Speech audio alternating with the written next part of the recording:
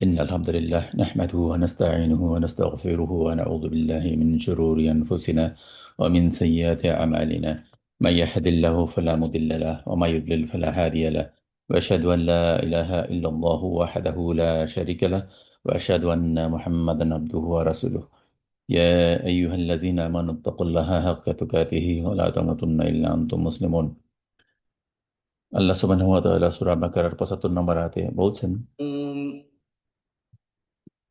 أفتطمعون أن يؤمنوا لكم وقد كان فريق منهم يسمعون كلام الله ثم يحرفونه من بعد ما عقلوه وهم يعلمون. আল্লাহ সুবহানাহু ওয়া তাআলা বলছেন, তোমরা কি এই আশা করছো যে তারা তোমাদের প্রতি ঈমান আনবে? অথচ তাদের একটি দল ছিল যারা আল্লাহর বাণী শুনতো, অতঃপর তা বুঝে নেওয়ার পর তারা বিকৃত করতো জেনে বুঝে। ইহুদিদের ব্যাপারে আল্লাহ সুবহানাহু ওয়া তাআলা এই কথাটি বলছেন যখন রাসূলুল্লাহ সাল্লাল্লাহু আলাইহি ওয়াসাল্লাম মদিনার স্টেট প্রতিষ্ঠা করলেন। তখন সেখানে ইহুদিরা সেখানে বসবাস করছিল সুদীর্ঘ সময় থেকেই, এবং তারা জানতো যে রাসূলুল্লাহ সাল্লাল্লাহু আলাইহি ওয়াসাল্লাম প্রকৃত রাসূল, কিন্তু তারা এই বিষয়টি গোপন করত। একবার ইহুদিদের একটা একটা দল এসে রাসূল সাল্লাল্লাহু আলাইহি ওয়াসাল্লামকে বলল যে আমাদের একজন নারী এবং একজন পুরুষ ব্যভিচার করছে। তো তখন রাসূল সাল্লাল্লাহু আলাইহি ওয়াসাল্লাম বললেন যে তোমরা তাওরাতের বিধান অনুযায়ী তাদেরকে শাস্তি দাও, আহ, এম, তাদেরকে রজমের শাস্তি দাও। অর্থাৎ রজমের শাস্তি মানে হচ্ছে মৃত্যুদণ্ড দেওয়া যদি তারা বিবাহিত হয়, কোনো নারী পুরুষ যদি বিবাহিত হয়, এবং যদি তারা ব্যভিচারে লিপ্ত হয়, এবং যদি তা নিশ্চিতভাবে প্রমাণিত হয় যে তারা ব্যভিচার করছে, তখন তাদের রজমের শাস্তি দেওয়া হয়। এই বিষয়টি তাওরাতে ছিল। তো রাসূল সাল্লাল্লাহু আলাইহি ওয়াসাল্লাম তাদেরকে বলছেন যে তোমরা রজমের শাস্তি দাও তাদেরকে। কিন্তু তারা বলল যে আমরা তো তাদেরকে অপমানিত করি এবং বেত্রদণ্ড দেই। রজমের শাস্তি তো আমাদের কিতাবে নেই। তখন রাসূল সাল্লাল্লাহু আলাইহি ওয়াসাল্লাম বলছেন, তোমাদের কিতাব নিয়ে আসো, তাওরাত নিয়ে আসো। তো তারা কিতাব নিয়ে আসলো, তাওরাত নিয়ে আসলো। তো তারা করলো, রাসূল সাল্লাল্লাহু আলাইহি সাল্লামের সামনে তারা তাওরাত খুলে ধরলো, এবং তাদের মধ্যে যে লোকটা পণ্ডিত শ্রেণী ছিল সে হচ্ছে তাওরাতের আয়াতগুলো পড়ছে। তো যেই আয়াতে আহ, রজমের শাস্তির কথা লেখা আছে তাওরাতে, ওইটার উপরে তারা কৌশলে হাত রেখে অন্য আয়াতগুলো পড়ে যাচ্ছে। তখন ওদের একজন আব্দুল্লাহ ইবনে সালাম ছিলেন হচ্ছে আহ, তাদের তাওরাতের খুবই বড় একজন পণ্ডিত এবং আহ, বড় নেতা। আব্দুল্লাহ ইবনে সালাম বললেন যে তোমার হাত উঠাও, তুমি তো ওই আয়াতটা ঢেকে রাখছো যেখানে লেখা আছে রজমের বিষয়ে। তো তারা ওখানে ধরা পড়ে গেল। কিন্তু তাদের অবস্থা ছিল এরকম আসলে, যে তারা জেনে বুঝে বিকৃত করত আল্লাহর কিতাব। আহ, পরবর্তীতে ওই তাদেরকে রজমের শাস্তি দেওয়া হয় আর কি। রাসূল সাল্লাল্লাহু আলাইহি ওয়াসাল্লাম তাদেরকে বলেন যে তোমরা তাদেরকে এই শাস্তি প্রদান করো, এবং তারা তখন রজমের শাস্তি প্রয়োগ করে। পরের আয়াতে আল্লাহ সুবহানাহু ওয়া তাআলা বলছেন, ৭৬ নম্বর আয়াতে, وَإِذَا لَقُوا الَّذِينَ آمَنُوا قَالُوا آمَنَّا وَإِذَا خَلَا بَعْضُهُمْ إِلَى بَعْضٍ قَالُوا أَتُحَدِّثُونَهُم بِمَا فَتَحَ اللَّهُ عَلَيْكُمْ لِيُحَاجُّوكُم بِهِ عِندَ رَبِّكُمْ أَفَلَا تَعْقِلُونَ. আল্লাহ সুবহানাহু ওয়া তাআলা বলছেন, আর যখন তারা মুমিনদের সাথে সাক্ষাৎ করে তখন বলে আমরা ঈমান এনেছি। আর যখন একে অপরের সাথে একান্তে মিলিত হয় তখন বলে, তোমরা কি তাদের সাথে সে কথা আলোচনা করো যা আল্লাহ তোমাদের উপর উন্মুক্ত করেছেন, যাতে তারা এর মাধ্যমে তোমাদের রবের নিকট তোমাদের বিরুদ্ধে দলিল পেশ করবে? তবে কি তোমরা বুঝো না? এখানে একটা বিষয় আছে, সেটা হচ্ছে তাওরাতে রাসূলুল্লাহ সাল্লাল্লাহু আলাইহি সাল্লামের সম্পর্কে সুস্পষ্টভাবে বর্ণিত হয়েছিল যে তিনি আসলে কোথায় আসবেন, কেমন হবে সেই নবী। আহ, তার ব্যাপারে বিস্তারিত বর্ণনা ছিল তাওরাতে। কিন্তু ইহুদিদের পণ্ডিতরা এই বিষয়টা স্বীকার করতো না। তারা মনে করতো যে যদি আমরা এটা স্বীকার করি তাহলে তো হচ্ছে আমাদের ধর্মে যে লোকেরা আছে তারা তো আহ, মোহাম্মদকে সাল্লাল্লাহু আলাইহি সাল্লাম তাকে তো নবী হিসেবে গ্রহণ করবে। তো তারা যেটা করতো সেটা হচ্ছে যে যখন অনেক কিছু প্রকাশিত হয়ে গেল এবং ইহুদিদেরও অনেকেই ইসলাম গ্রহণ করলো, তখন তারা তো এটা মেনে নিতে পারতো না। তো যখন তাদের সাথে দেখা হইতো মুসলিমদের, তখন তারা বলতো যে তোমাদের যে নবী, সেই নবী আসলেই সত্যই নবী, এটা আমাদের এই ব্যাপারে কোনো সন্দেহ নেই। কিন্তু এই নবী হচ্ছে তোমাদের জন্য, আমাদের জন্য তো আমাদের নবী, আমাদের বংশে যে সমস্ত নবীরা আসছেন তারা আমাদের নবী, কিন্তু ইনি হচ্ছেন তোমাদের নবী। আমরা আমাদের নবী না, কিন্তু তোমাদের জন্য উনি ঠিক আছে এবং আমরা বিশ্বাস করি যে উনি সত্যই আল্লাহর নবী। তো এই বিষয়টা আল্লাহ সুবহানাহু ওয়া তাআলা প্রকাশ করে দেন যে আসলে যে তারা মনে করে যে মুহাম্মদ সাল্লাল্লাহু আলাইহি সাল্লাম তাদেরও নবী এবং তিনি সর্বশেষ নবী, এটা সকলের জন্যই নবী, এটা আল্লাহ সুবহানাহু ওয়া তাআলা প্রকাশ করে দেন।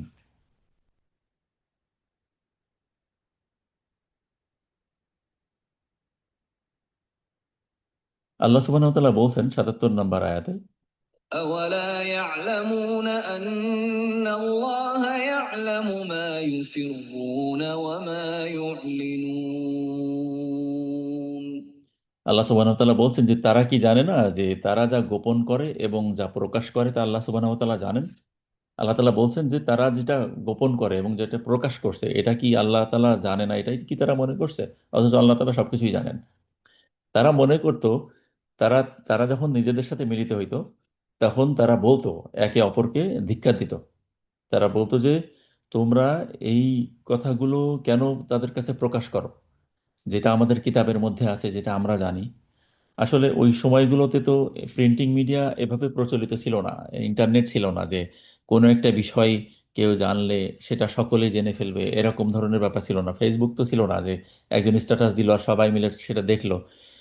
সেই সময়ে যারা পণ্ডিত শ্রেণীর লোক ছিল তারাই শুধু তাওরাত দেখতে পারতো, অন্যরা তাদের কাছ থেকে শুনতো, জানতো এরকম। তো যারা জানতো সে সময়, তারা যখন নিজেরা মিলিত হইতো তখন বলতো যে খবরদার তোমরা এই আয়াতগুলো, যেটা এই তাওরাতের এই আয়াতগুলো তোমরা মুসলিমদের কাছে প্রকাশ করবা না।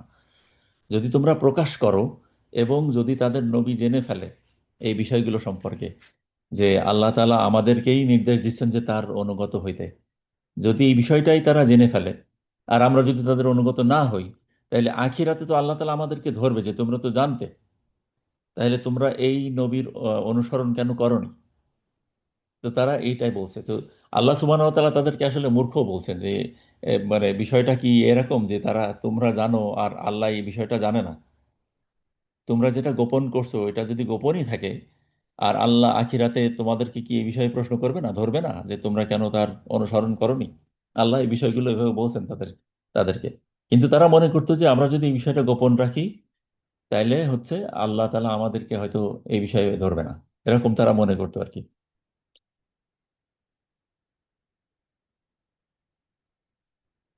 এবং আল্লাহ সুবহানাহু ওয়া তাআলা বলছেন ৭৮ নম্বর আয়াতে, ومنهم أميون لا يعلمون الكتاب إلا أماني وإن هم إلا يظنون আল্লাহ সুবহানাহু ওয়া তাআলা বলছেন আর তাদের মধ্যে আছে নিরক্ষর, যারা মিথ্যা আকাঙ্ক্ষা ছাড়া কিতাবের কোনো জ্ঞান রাখে না এবং তারা খুবই শুধুই ধারণা পোষণ করে থাকে। মূলত আল্লাহ সুবহানাহু ওয়া তাআলা বলছেন যে এরা হচ্ছে সেই মূর্খ ধরনের মানুষ, মূর্খ মানুষ, যারা হচ্ছে কিতাবের সম্পর্কে প্রকৃতই কিতাব যেই কারণে নাজিল হয়েছে সেই সংক্রান্ত বিষয়ে তাদের ধারণা কম, কিন্তু তারা মিথ্যা রচনার ক্ষেত্রে তারা খুবই এক্সপার্ট।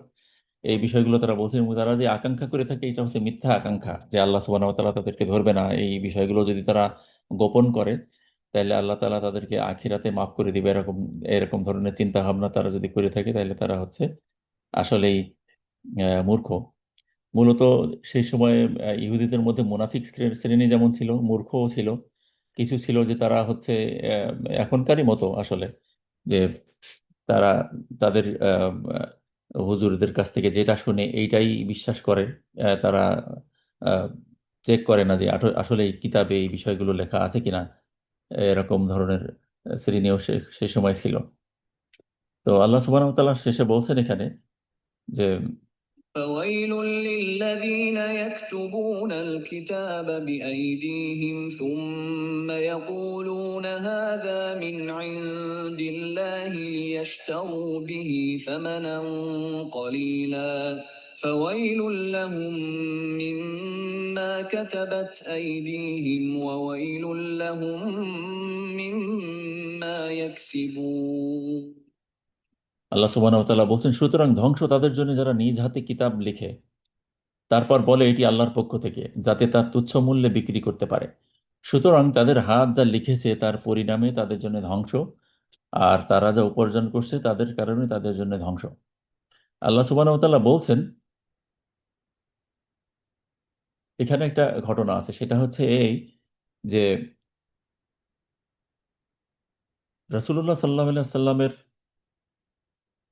সময়ে এবং তার পরবর্তী সময়েও কিছু সাহাবী কিছু সাহাবীও যেহেতু তাওরাত তাদের উপর অবতীর্ণ হয়েছে, অনেকেই তাদের কাছে জিজ্ঞেস করত যে কিতাবে এটা আছে কিনা, তোমাদের কিতাবে এটা আছে কিনা।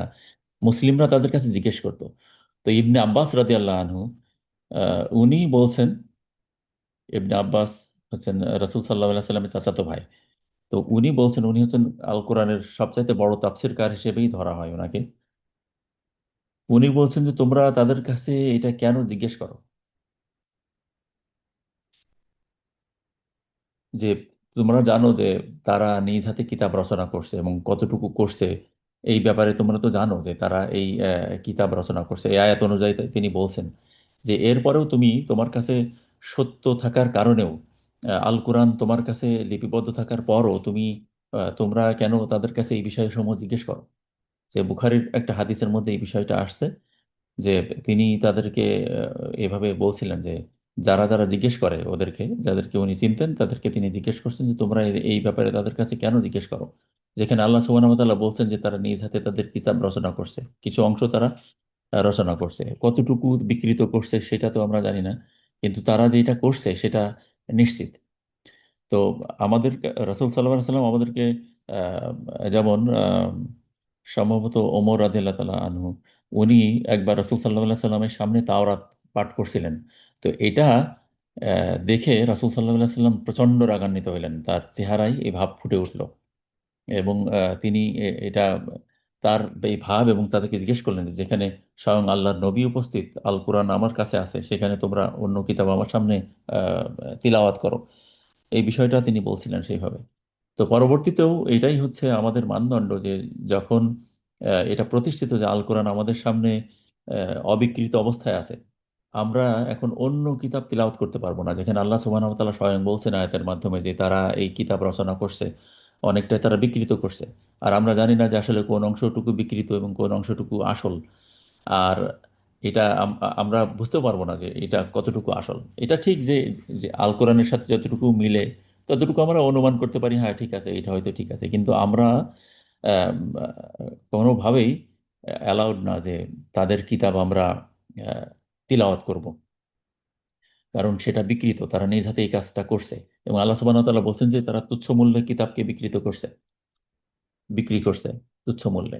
এবং এখনো পর্যন্ত যদি কোনো ব্যক্তি আল কোরআনকেও এভাবে বিকৃত করার চেষ্টা করে, তার উপরেও আল্লাহর পক্ষ থেকে অভিশাপ থাকবে। তো এই হচ্ছে আসলে বিষয়, যে মদিনাতে ইহুদিরা ছিল এবং তারা জানতো, তাদের প্রধান প্রধান পণ্ডিতরা, উচ্চ উঁচু পর্যায়ের পণ্ডিতরা জানতো যে এই হচ্ছে সেই রাসূল। কিন্তু তারা তাকে অনুসরণ করেনি তাদের অহংকারের কারণে। এমনকি আল্লাহ সুবহানাহু ওয়া তাআলা অন্য আরেকটা আয়াতে জানাচ্ছেন যে হে হে নবী, তারা তোমাকে ঠিক সেইভাবেই চিনে যেভাবে তারা তাদের সন্তানদেরকে চিনে। আমরা নিশ্চয়ই আমাদের সন্তানদেরকে সবচাইতে ভালো চিনি, যে এই হচ্ছে আমাদের সন্তান, আমাদের সাথেই তো সে বেড়ে ওঠে, আমরাই তাদেরকে লালন পালন করি। তো আল্লাহ সুবহানাহু ওয়া তাআলা বলছেন যে তারা তোমাকে ঠিক সেভাবেই চিনে যেভাবে তারা তাদের নিজেদের সন্তানদেরকে চিনে।